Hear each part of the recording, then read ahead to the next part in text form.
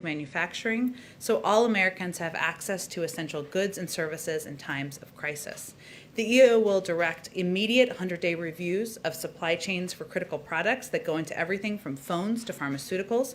It will also direct reviews of industrial-based sectors, including defense, public health and biological preparedness, information and communications technology, transportation, energy, and food production. This is an issue with strong bipartisan support, and later this afternoon, the President will meet with a bipartisan group of House and Senate members to discuss supply chain resilience and the need to work together in strengthening it. We'll provide you all a list of that later this afternoon as it's finalized. Joining us today to talk through the details of the executive order are Deputy Director of the National Economic Council, Sameera Fazili. I may have butchered your last name, as mine is butchered sometimes. I'll keep working on it. And Senior Director of International Economics and Competitiveness at the NSC, Peter Harrell. Thank you for joining us. And we'll see if we have time to take a couple questions. They have good reason. They have to go see the President shortly. Okay. Thank you very much, Jen, and thanks to all of you. It's a privilege for me to be here. As Jen said, this afternoon, the President will sign an executive order that takes a critical step in ensuring that America's supply chains can withstand any crisis, as well as supporting jobs across the country. Last year, in the early months of the pandemic, frontline healthcare workers couldn't find the masks, gloves, and PPE that they needed to keep themselves safe as they treated COVID-19 patients. Today, automakers across the country are having to take workers off factory lines because they can't get access to enough computer chips to maintain full production. Last July, President Biden committed that as president, he would direct his administration to take a comprehensive approach to securing America's supply chains. He said then, and he will reiterate later today, that America should never face shortages of critical products in times of crisis. Our supply chain should not be vulnerable to manipulation by competitor nations. The EO that the President will sign later today formally launches the initiative President Biden committed to last year to build strong and resilient supply chains. This is the first whole-of-government approach to promoting the resilience of America's supply chains from pharmaceuticals to foods. We are going to get out of the business of reacting to supply chain crises as they arise and get into the business of preventing future supply chain problems.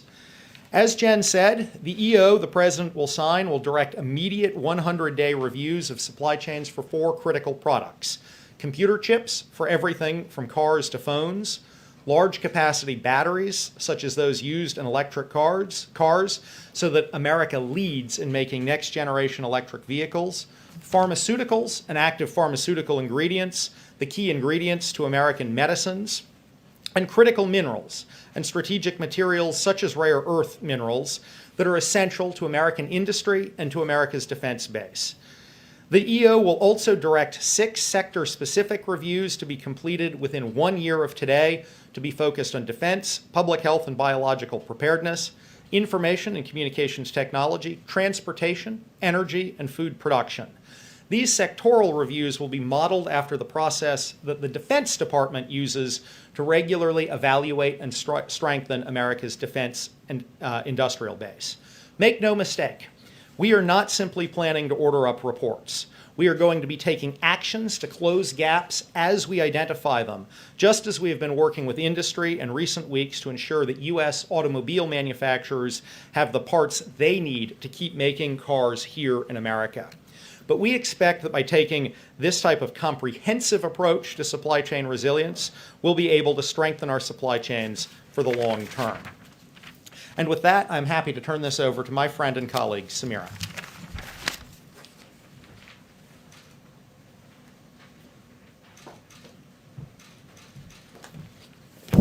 Thank you, Peter. Creating more resilient supply chains is an opportunity for our country to come together to create well-paying jobs for workers across our country. That is why today's action reinforces the President's overarching commitment to help our country build back better. We know that even before the COVID crisis, the economy was not working for most Americans. Worker pay was too low. Many families could not make ends meet.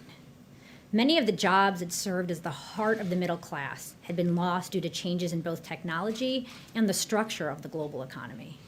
Disruption is inevitable. But over the past few years, we have moved from crisis to crisis when some essential product was suddenly in short supply.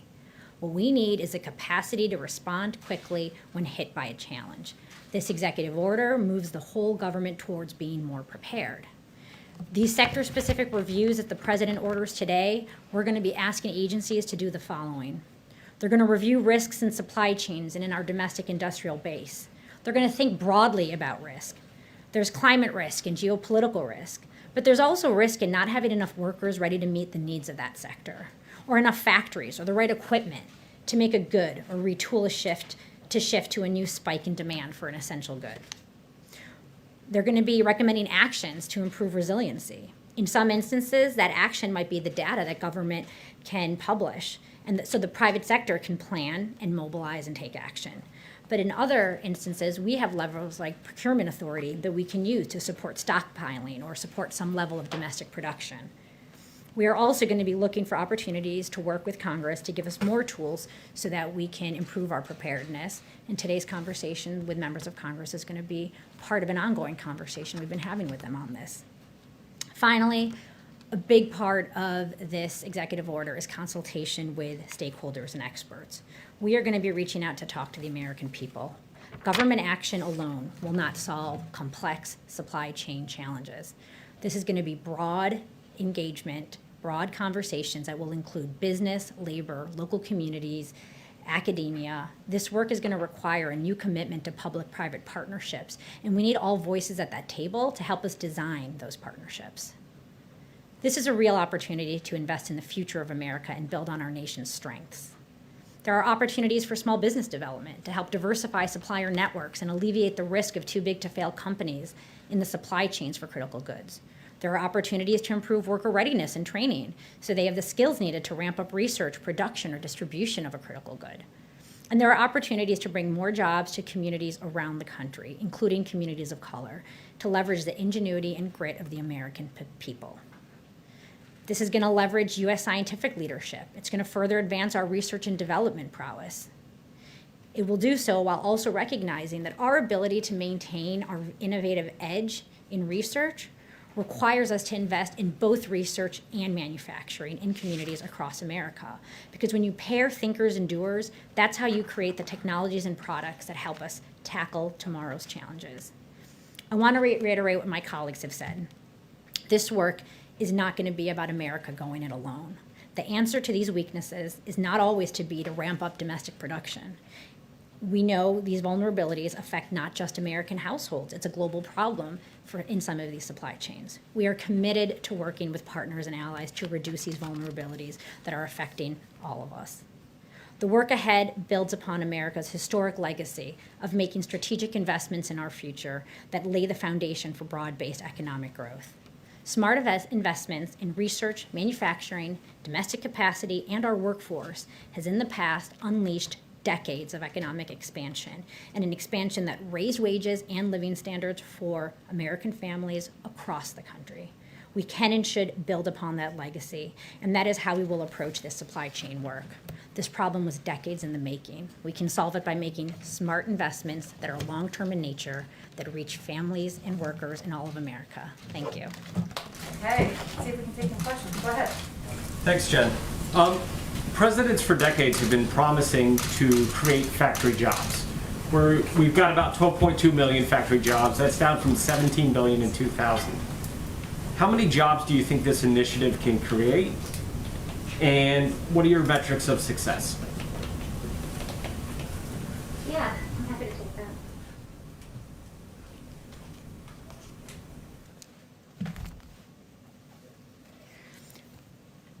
I think we think it's important to have a broad lens and broad view on how you measure the jobs and the job creation in the manufacturing space, because manufacturing doesn't just support and create jobs in the manufacturing sector. There are broad spillover effects that it has. There are going to be R&D jobs here, research jobs here. There's going to be jobs in the kind of supplier networks in the services industry. So I think we have to start tracking and understanding that manufacturing's contributions to our economy can't just be narrowly counted in that way. That's what I would suggest. Jennifer? When you talk about incentivizing and funding, on the budget the upcoming budget, do you think that you will propose some sort of federal funding to help increase the supply of semiconductors? We are still in the process of formulating the budget, so at this time, I'm not able to talk in specifics about the budget proposal, but what I would say is we are looking forward to talking with members of Congress about what more we can do in partnership with them to give us the funds we need. And On that, just like to step back for a moment. Obviously, we're talking about multiple different supply chains here, and I think that the solutions we will be proposing and implementing will vary a little bit by supply chain. The supply chain for semiconductors obviously looks quite different from the supply chain for rare earths. So I think what you're going to see is us come forward with a comprehensive suite of recommendations that will be tailored for each of the different critical goods that we are looking at. In general, across the board, we're expecting we'll be using a mix of incentives to encourage production here, looking at ways to ensure there's surge capacity available for things that might need to be ramped up quickly, stockpiling, working with our allies and partners to make sure that we have cross-border open flows with our allies and partners where we might collectively need to take some action. So I think we're really going to be looking at a range of different tools here, not just any particular single tool. Defense Production Act, would you think that the White House would consider using the Defense Production Act specifically for the semiconductors? I don't think we're here to talk about how we would use the DPA on any particular supply chain at this point, but clearly, as we look at making resilient supply chains across the board, all tools are on the table for this administration. And then on Taiwan, can you say, how has Taiwan reacted to some of your requests for assistance on this? Have they been receptive to your pleas for help on boosting the supplies of the chips? I don't want to get into the nuances of specific diplomatic conversations we have had. Clearly, Taiwan is an important partner of the United States, and we've had constructive conversations with them. I'm sorry we have to let them go, but I know there's a lot of interest in this, and we can do follow-up questions afterwards as well. But thank you both so much for joining us at the briefing, and you're welcome back anytime. Thank you. Okay, I just have a couple of additional items at the top. As you heard in our COVID public health briefing just a few minutes ago, starting next month, we will begin to deliver millions of masks to food banks and community health centers around the country. These are two nationwide networks that disproportionately serve hard-hit populations. Today, many low-income Americans still lack access to this basic protection.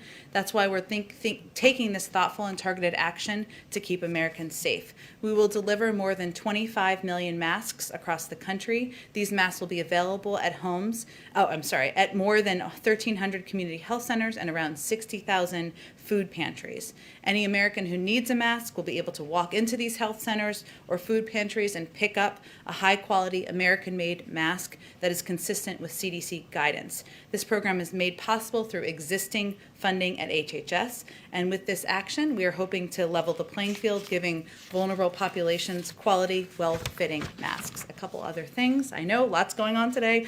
I wanted to make sure you saw a letter released this morning by over 160 CEOs representing some of America's biggest and most respected companies, calling on Congress to act on the President's rescue plan.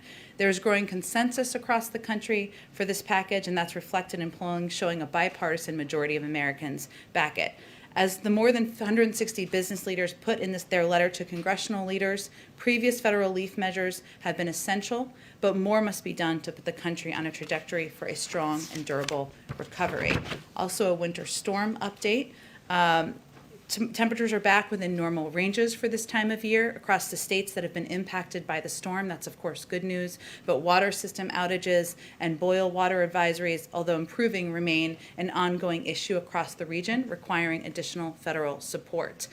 Delayed shipments of COVID-19 vaccine doses are anticipated to be filled in the coming days, as we noted last week, and vaccination sites have reopened and are doubling up appointments to accommodate those canceled last week. All major airports are open. All rail carriers have returned to normal operations.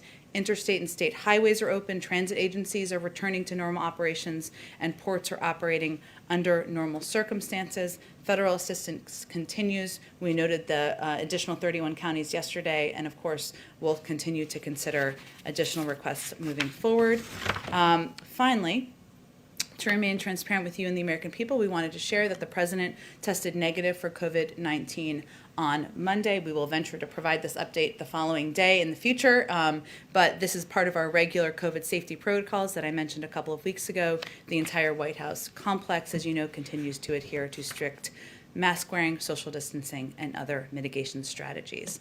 Okay, sorry, a few things at the top. Go ahead. Thanks, Jen. On the masks, any sense of why the White House is using cloth masks instead of N95s, which are also made in America and we have supplies? And do you have a list of manufacturers of the masks? Sure. Well, I would say that these masks are all adhere to CDC guidelines, and certainly they meet those requirements set by our federal standard. And just tell me your second question again. A list of the manufacturers of the masks. I don't have a list of those. I can see if there's more details we can provide. Okay, and then separately, Vladimir Putin said today that Russia's going to redouble its efforts on opposing foreign powers who he says are basically trying to undermine Russia. Does the White House believe that tensions with Russia are increasing? Well, we believe that certainly over the last several years, there have been more concerning steps that have been taken by Vladimir Putin and by members of the Kremlin, as the president has expressed during the campaign. And that is why he asked his national security team to launch a process of looking into not only hacking, reports of hacking around the 2020 election, but also the bounties on our troops that was of concern, of course, the SolarWinds hack, and to take a close look at that so we have our own assessment. As you know, the president also spoke with President Putin just maybe 2 weeks ago and did not hold back in expressing his concerns about the actions of his government. But we are letting that process see itself through. As I noted yesterday, it will be weeks, not months, before it's concluded, and we have more details about a response. Go ahead. Thank you. Just wanted to see if you could confirm that the president is speaking with King Salman of Saudi Arabia today, and if he'll do that in advance of the report on Khashoggi coming out.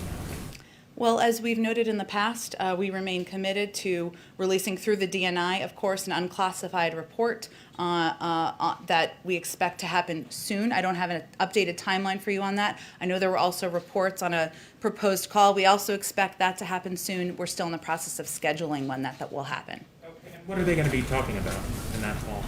Well, when we have the call and the president has the call, I'm sure we'll do a readout of it. Of course, we've had engagements at many levels with the Saudis to date, but we'll do a readout once we conclude the call. Do you have a status update on Neera Tanden with all of the delays on Capitol Hill as far as her confirmation? And tell me more about what you mean by that. An update as far as whether you're going to withdraw that name. It doesn't seem like the votes are there for her at this point. Well, let me first state that, as the president repeated yesterday, we're fighting for her nomination, and she and our team remain in close contact and close touch with senators and key constituency groups. She's an expert whose qualifications are critical during this time of an unprecedented crisis, and she has rolled up her sleeves. She's very engaged in doing outreach to senators, to members on the Hill, answering any questions they have and offering to do that, and we're doing the same. I know there was an announcement about a delay of a confirmation vote today, and they put out a statement to make clear that, of course, they're going to do due diligence, as are we, to continue that outreach and continue to fight for her nomination. Follow, Jen? Go ahead. Jen, thank you. How big of a setback does the White House view the fact that the Senate committees have delayed the vote on her confirmation to be? Well, again, they put out the statement from the leadership of the committee conveying clearly that they wanted to continue to do work to build support for her nomination. Does the White House see this as a setback to Neera Tanden's confirmation? I wouldn't put it in those terms. I think we are committed to continuing to fight for all of our nominees, continuing to do the outreach needed, to answer questions, to address concerns anyone has, to reiterate the qualifications of all of the nominees that the president has put forward, and to do due diligence in fighting for the team he's nominated. Even if she is confirmed, does it undercut the president's budget agenda to have this confirmation delayed? Well, as I noted a couple of times here, but it's worth repeating, Neera Tanden has a record of working with people who disagree with her, working with people who have different viewpoints and different objectives and priorities, and that's something she would certainly take into the job if she's confirmed. And just one more, Jen. Richard Shelby has said he would support the confirmation of Shalonda Young. What is your reaction to that? Is she a potential replacement should Neera Tanden not follow through? Well, there's one nominee to lead the budget department. Her name's Neera Tanden, and that's who we're continuing to fight for. Discussions about Shalonda Young? We are focused on fighting for the person the president has nominated. Go ahead, Caitlin. On Neera Tanden, one more follow-up on that. Has she offered to withdraw her nomination yet? We are working in close touch with Neera Tanden and with members of Congress on continuing to do the outreach and engagement to fight for her confirmation. That's where our focus is. But no, yes or no, whether she's offered to withdraw. That's not the stage we're in, Caitlin. Where the stage we're in is working to continue to fight for her nomination. And as you know, it's a numbers game, right? It's a matter of getting one Republican to support her nomination. We're continuing to do that outreach, answer questions they have, and continue to reiterate her qualifications. And on the call with King Salman that's expected to happen, you said you're still working on scheduling it. Does President Biden want the Saudi Crown Prince to be on that call? The president's intention, as is the intention of this government, is to recalibrate our engagement with Saudi Arabia and to have counterparts communicate with counterparts. And Prince Salman communicated with the Secretary of Defense. That's the appropriate line of communication. And the president will speak with the king at the appropriate time. It will be soon, and as soon as we have an update on that being finalized, and of course when it happens, we'll provide you all with a readout. I know that, yeah, they'll be speaking, but is he okay if he's on the call?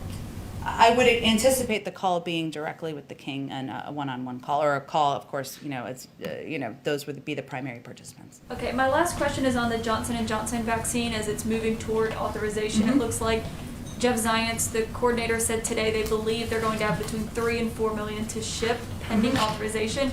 That was initially supposed to be much higher, according to the contract that Johnson & Johnson signed with the federal government, closer to 10 million, I believe, in February. So is President Biden disappointed that Johnson & Johnson is not going to have closer to 10 million vaccines ready to go if and when they get authorization?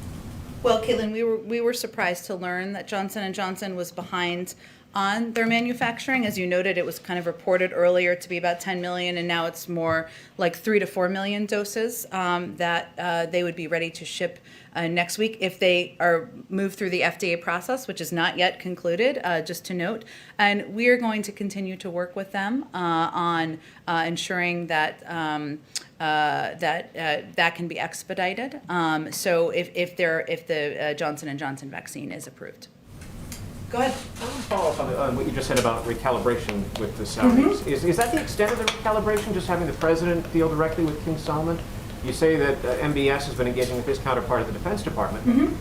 If the U.S. government believes that Mohammed bin Salman was behind or in some way related to the death of Jamal Khashoggi, how can this administration continue to deal with him? And in what way do you intend to? Well, I think we'll wait for the unclassified report to be released, which will be released through the DNI. And while I don't have an update on that, I expect that will be soon to speak further. And of course, when I talked about recalibration, I was referring to, of course, the counterpart to counterpart, because that was kind of how the question was posed. But, we always look, the president is taking a fresh approach to how he engages with foreign leaders around the world, and different from the prior administration. And that means he will not hold back, and he will speak out when there are concerns he has about human rights abuses, about the lack of freedom of speech or the lack of freedom of media and expression, or any concerns he has. At the same time, we have a long relationship with Saudi Arabia. They are being attacked in the region, and that is certainly an area where we continue to work with them on. But I expect we'll have more to say when we get post the release of that report. An unrelated question. What is this president's view toward the loyalty that teachers' unions should have towards students? This president is a strong supporter of unions, public sector unions. Is a teachers' union's obligation to the workers and their concerns about safety, or is the teachers' union obligation also to students? Well, I can't speak to the obligations or I'm not a spokesperson for the teachers union. I'm a spokesperson for the President of the United States. So I can convey to you that his commitment is to the students and to the teachers and to the parents who want to have their kids back in school. And he wants to do that safely. And that's what his focus is on, and that's the role he can play from the federal government. Go ahead, David. Jen, just back on the Saudi issue, I understand that until you've had the conversation, you're not going to talk much about the policy implications. The President did have some things to say during the campaign. Mm-hmm. He said, we were in fact going to make them pay a price and make them, in fact, the pariah that they are. And later he said there was little social redeeming value in the present government in Saudi Arabia. Any reason to believe his view, his overall view of the Saudi government as a pariah and little redeeming social value has changed? The president, as you well know, David, because you've probably been covering him for a good chunk of this time, has had a long time he spent in the world of foreign policy, and he is certainly familiar with the leadership in Saudi Arabia, as he is in the Middle East and many parts of the world. And I would certainly not say his concerns or his views have changed. He is, of course, now President of the United States, and in that role, he is not going to hold back, as I noted, in speaking out when there are concerns. Of course, he has the right to take action of any kind as the President of the United States, but there are also areas where we will work with the Kingdom of Saudi Arabia on, including ensuring that they have the protections they need to face the threats that are facing them. Well, a little more on this and following on how you sort of think about this. We have a pretty good idea of what's in the declassified report or when it comes out, because many elements of it leaked 2 years ago when it was first came out. If you come to the conclusion that there were any senior Saudi officials who were involved in the Khashoggi murder, would those officials be welcome to the United States? Could they conceivably be subject to criminal prosecution as accessories to a murder and thus not want to enter the United States?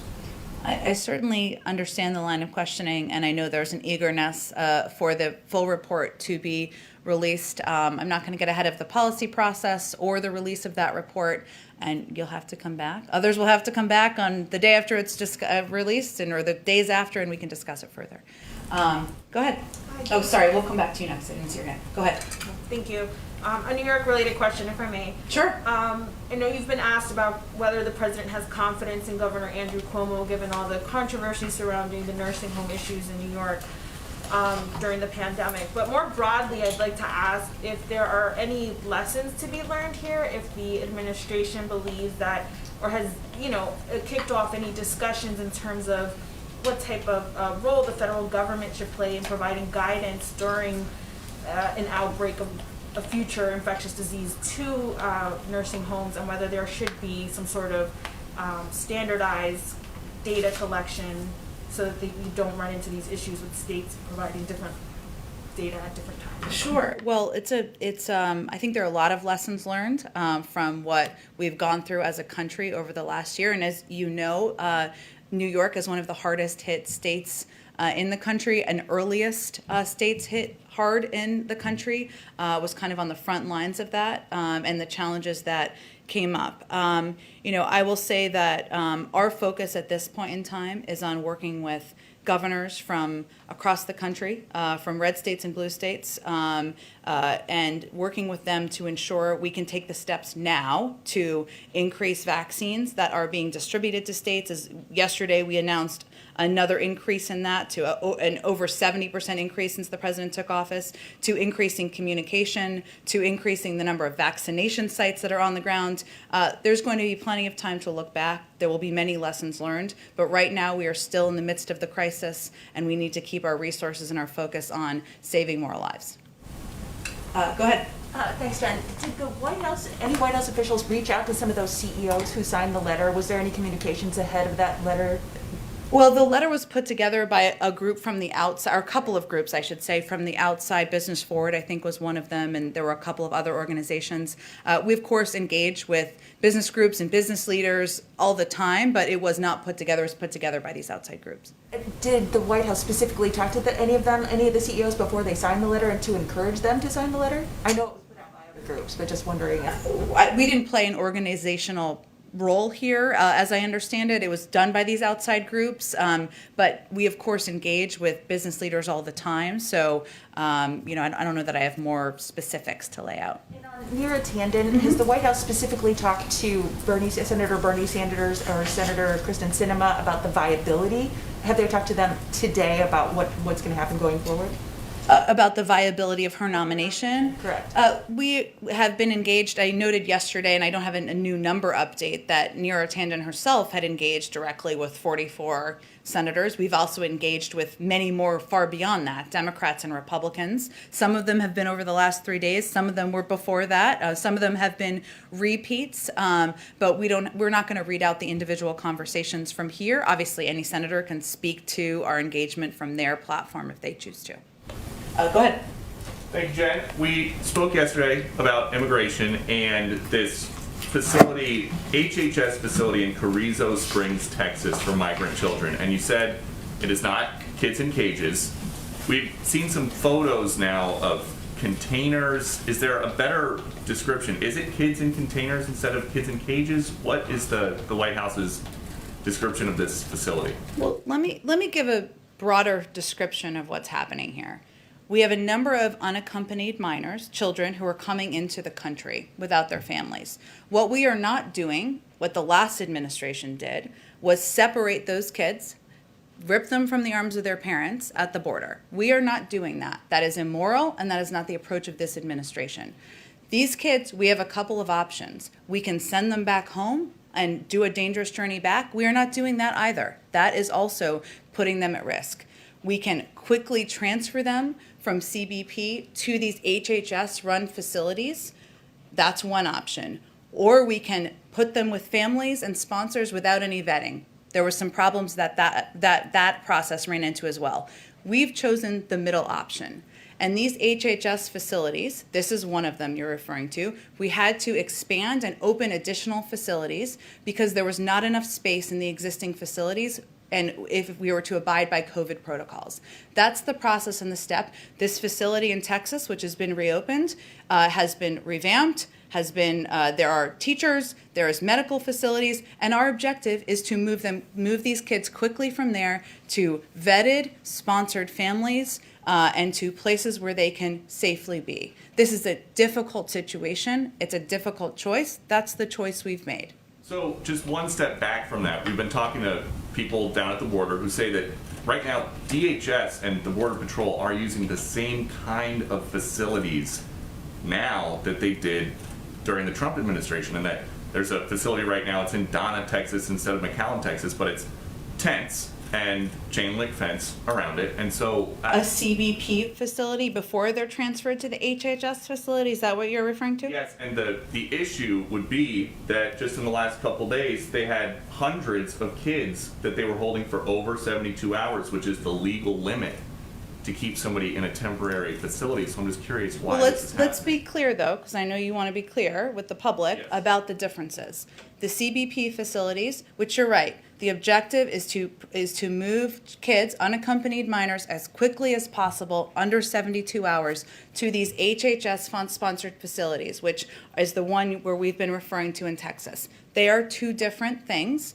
There were some delays last week because of weather and because some of these facilities to safely move these kids to did not have power and were not in a place where they had the capacity to take in these kids and do it safely. That is not our objective. That is not our goal. So some, unfortunately, did stay 4 days, 5 days, or longer. But the objective is to move them as quickly as possible to the HHS-sponsored facilities. Has the White House seen the comment from Alexandria Ocasio-Cortez, who, speaking about that HHS facility in Carrizo Springs, said this is not okay, never has been okay, never will be okay, no matter the administration or party? Well, I think the difficulty is, I haven't seen the full context of the quote or interview. of the tweet that she shared. But I would say the difficulty is what I outlined earlier. We have kids coming across the border. It is heartbreaking. I think we all as human beings are heartbroken, as parents, as mothers, as fathers too.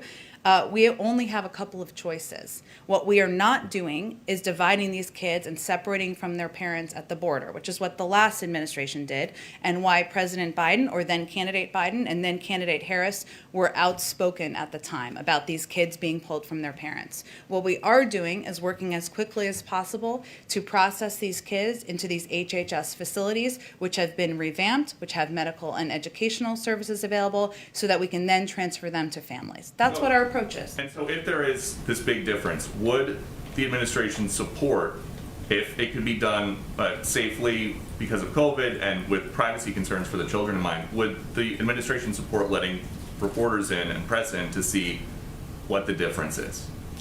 I think you'd have to talk to the Department of Homeland Security about that. There are obviously safety protocols about that, privacy concerns, but I certainly encourage you to reach out about that. Go ahead in the back. Thank you. Totally different Texas questions. Sure. About the president's visit on Friday. So the president's infrastructure plan includes a promise to, quote, modernize the nation's electric grid, making it smarter and more resilient. Can that be done without federal oversight of the Texas grid, which we all got a reminder is not under federal oversight? You're right, and some parts of Texas are on the federal grid, as you well know, as somebody who knows a lot about Texas. Look, I think there's going to be a lot of time in the future to have a discussion and debate about what weatherization, what preparation should have been taken in advance. We're not going to have that debate today. We're not going to have that debate on Friday. The president is going to Texas because he wants to show his support, because he wants to survey the damage on the ground, see how people are impacted, see how he can tap into additional resources in the federal government. As you know, and as I noted at the top, Texas is still in a state of emergency. There are millions of people who are impacted. We can have a policy debate later. Right now, we're going to help the people who are still suffering and going through a really challenging time. Does the president consider what happened in Texas last week, and we still have the after effects? Does he consider that to be a natural disaster or a man-made disaster? And how does that affect the policy response? Well, again, there'll be a policy discussion, and I'm sure as we look ahead to delivering on the president's Build Back Better agenda, as you know, he's been a longtime fan of infrastructure. He loves infrastructure. It's one of the things that I'm sure we'll be talking about in the months ahead. And protecting our nation's critical infrastructure, which we all know is outdated. But we're not going to put new labels on it today. We're just going to focus on how we make sure people have drinking water, how people have not in the cold, how families have a place to live, and we will have plenty of time to have a policy debate. Two quick follow-ups on this. Any significance to picking Houston as the place to go? Significance with the fact that it's Ted Cruz's hometown, for instance? Any other significance? That is not a significance. I would say that while the president is there, he wanted to also visit a place where vaccines are being distributed. So that was another component of the trip. In addition, we worked in very close coordination, as I've noted, as we were trying to figure out the timing of the trip with experts on the ground, with our acting FEMA administrator on where it would be most appropriate to visit. And you may have sort of already addressed this, but I just want to be clear. Can we expect any sort of announcement while the president is in Texas or going to Texas? Investigations, new aid, deliverables, anything?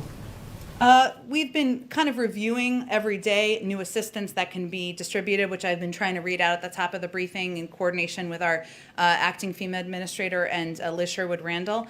So I don't know. It may be that there may be more because we're just trying to get as much out the door as possible. But I wouldn't expect. There's nothing that we're holding, I should say, for Friday. If that makes sense. Go ahead. Hi, Jen.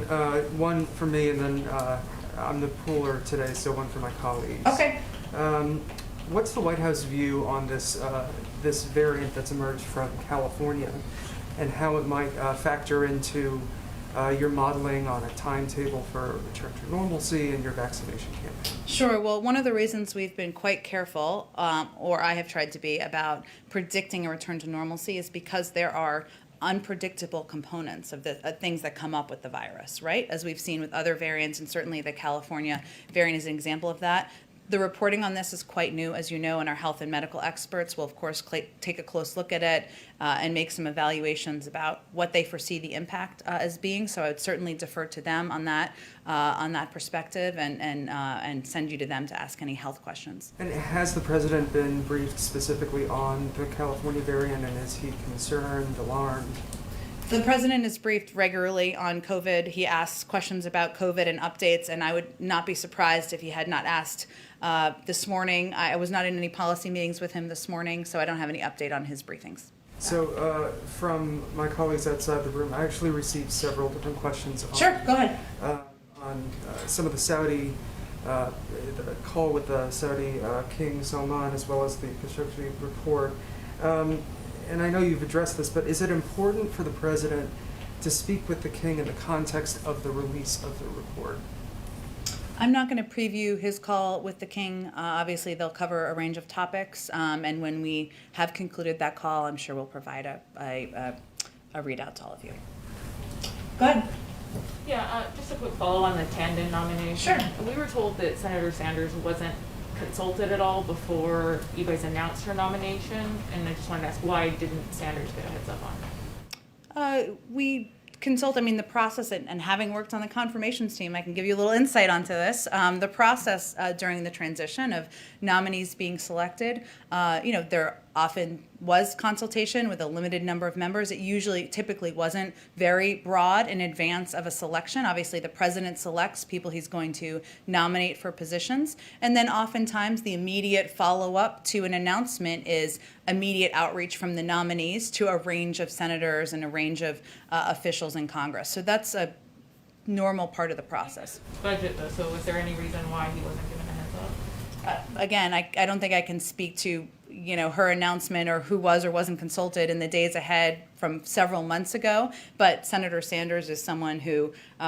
we consult with regularly at many levels, including at the president's level, and expect we'll work with him on confirmations, but also a range of the president's objectives. Just a quick follow on immigration. Some of House and Senate Democrats have raised the possibility of putting a pathway for undocumented essential workers into a second reconciliation package. Pelosi even said it would be wonderful if it could fit. Does the president support that option?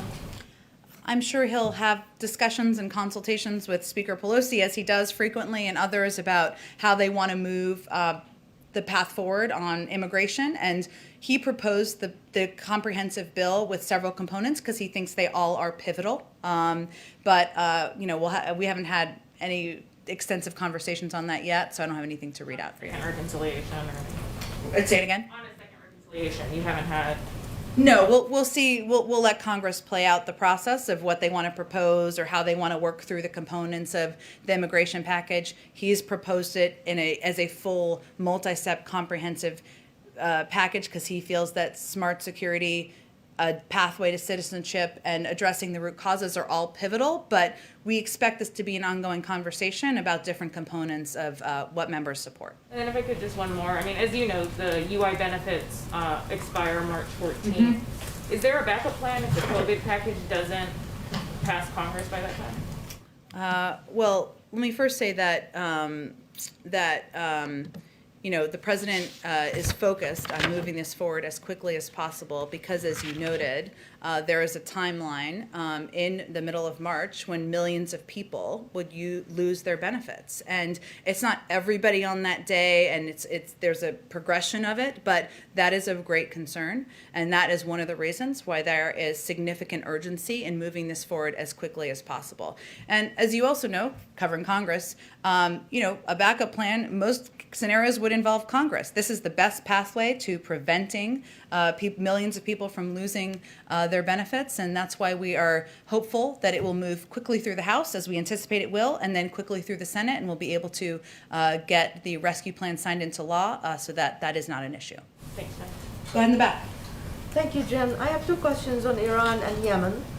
On Iran, the president opted for diplomacy, but there's worries in the region and Europe as well that the ballistic missile development and Iran's interference in the region might not be addressed or linked to the nuclear file. Can you assure us that actually this is the case? And second, do you believe that Iran is testing your resolve in Iraq by attacking the green zones and the Erbil airport recently? Well, first, on the first question, can you just say the last part of it again? You were saying, I'm sorry, masks make it difficult. Are you guys gonna link the ballistic missiles development and Iran's interference in 4 Arab countries to the nuclear file, or are you gonna leave it separately? Because there are worries that actually you're very eager to secure a deal and you're gonna leave this behind like it happened in 2015. Well, first, the president's, Iran is a long way from compliance, as you well know, from covering this issue quite closely. And the president has been clear that if Iran comes back into full compliance with its obligations, we will do the same, and of course then use that as a platform to build a longer and stronger agreement, including addressing ballistic missiles and many of the concerns that, as you noted, countries in the region, our European partners have about the actions of Iran. But we are not at that point. The point we are at is that the United States has expressed an openness to an invitation to have a diplomatic conversation. That's the stage we are at. As you know, we have not taken any steps to roll back on sanctions, or to provide, I should say, sanctions relief as has been requested. And we are in a place where we're waiting to see if Iran will, what their response will be to the Europeans' invitation. So why are you not responding to the attacks in Iraq and elsewhere? The attacks in Iran? The attacks in Iraq, I should say. Well, first, we have not made a final attribution of the attacks. I will say, as you know, the president spoke with the prime minister last night. This was an extensive part of the conversation. We do hold Iran accountable for the actions of their proxies, and of course, we reserve the right to respond in a manner and at a time of our choosing. But we will respond in a way that's calculated on our timetable and using a mix of tools seen and unseen. What we will not do, and what we've seen in the past, is lash out and risk an escalation that plays into the hands of Iran by further destabilizing Iraq. And that is our priority. And if I may, on Yemen, since you enlist the Houthis as a terrorist organization, do you believe that the humanitarian situation has improved, considering that now they are trying to take Ma'rib, which is a big city, and some say that they've been emboldened by lifting them from the terror list? Yes, and as you know, our issue has never been with the people of Yemen, right? And certainly the humanitarian situation has been a long time concern. I don't have an assessment of the humanitarian situation on the ground. The State Department is likely going to have the best assessment of that, but I can also talk to them, or you can, of course, reach out to them directly to get an assessment. Go ahead in the back. Hi, thanks, Jen. I have 2 quick questions, if you don't mind. The first on voting rights. We're seeing several states consider bills to restrict voting rights, or restrict voting. Is the administration willing to work with Congress to pass legislation to expand access to voting? Certainly expanding access to voting, making it easier for people to vote is a priority of the president's, a priority of the vice president's, and we're happy to have that conversation. In what ways would you be willing to do so? Democrats have sent a letter to the president asking for policing of voting-related crimes. Is that something that the administration is going to look into? And what are other specific steps that the administration is willing to do to help combat some of these pieces of legislation that we're seeing in other states? I have not taken a full look at all of the different pieces of legislation. I'm happy to talk to Ambassador Rice, who's running point on this, and I expect we'll have more to say on voting rights soon.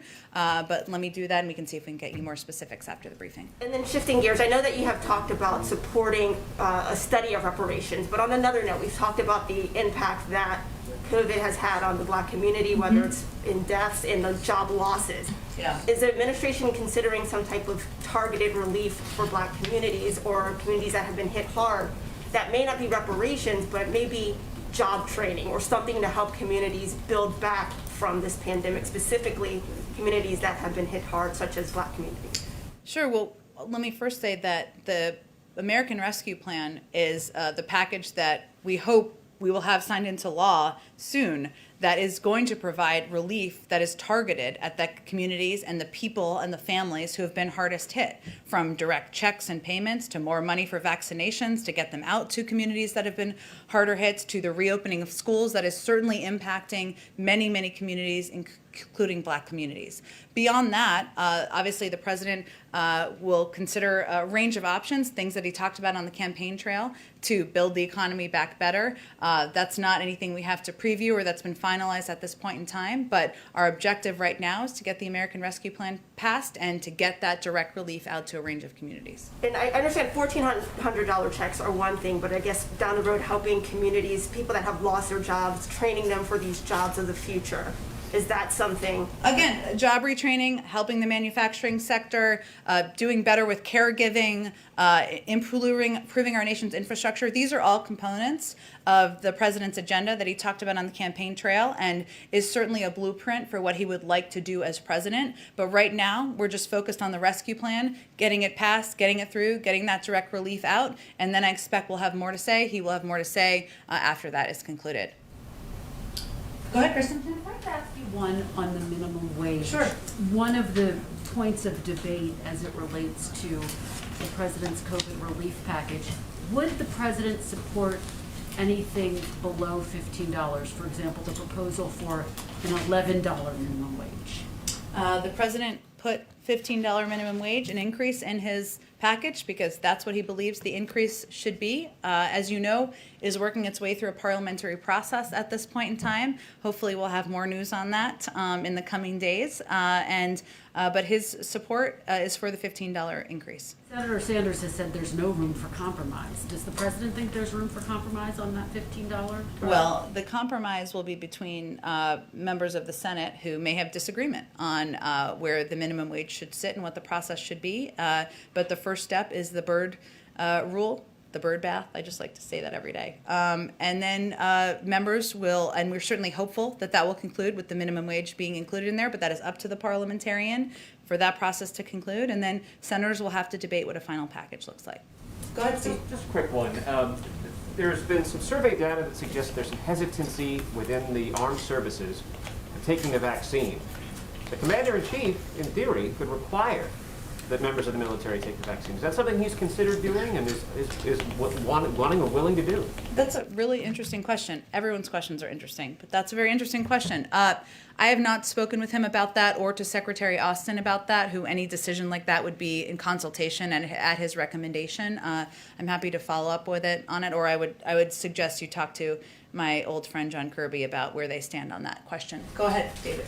Just following up on Kirsten's on the minimum wage there, it sounds from your description of the negotiation underway now between House and Senate on the wording that the president would basically sign whatever comes out of conference here. That would be the implication of your statement, that he doesn't really have a choice on the minimum wage at this point. Is that what you meant to say? That is not my implication. I hope that's not what other people took from what I said. But what I was conveying is that there's a process that this has to undergo, and it needs to move through the Senate parliamentary process. We don't even know where they're going to conclude on whether the minimum wage is in the package or not in the package. And certainly, and I'll leave the analysis to all of you, there would be many who would support it not being in the package, and there would be many who would oppose it not being in the package. We understand that. We know how a bill becomes a law. What I'm conveying is we're not going to get ahead of that process. And that You're not saying the president won't sign it if it doesn't have a minimum wage provision? I think we are not even at the stage. The president proposed an increase in the minimum wage in his package. That's what he wants to be in the final package. He also was in the Senate for 36 years and has great respect for the parliamentary process. We're going to see that through. Once that's concluded, we can all talk further about the next steps. Go ahead. There's a report that South Korea is working with Iran to possibly unfreeze $7 billion in Iranian money, but they would need a waiver from the U.S. State Department. Is that something that the administration would consider? I have not seen those reports. I'm happy to follow up with our team at the State Department, but it would probably be more direct if you follow up with them directly. Okay, and one more on vaccines. What does the White House think when they see a governor like the Democratic governor of Connecticut, Ned Lamont, who says he thinks if he goes his own way, not with the national recommendations, to distribute vaccines just based on age, then he can get them out faster and more equitably than if he follows the recommendations from the federal level? Well, we make recommendations at the federal level for a reason, because there are groups that we feel should be prioritized, whether they're frontline workers, healthcare workers, individuals over a certain age, as you noted. And our objective, of course, is to get to the stage where there's recommendations for people who are much younger, who don't have health conditions that would mean they would qualify. So that's the reason we lay them out as we do. Obviously, governors make different choices about the prioritization and the prioritization order, but we stand by the guidelines we've recommended at a national level. Thanks, Jen. Thanks, everyone.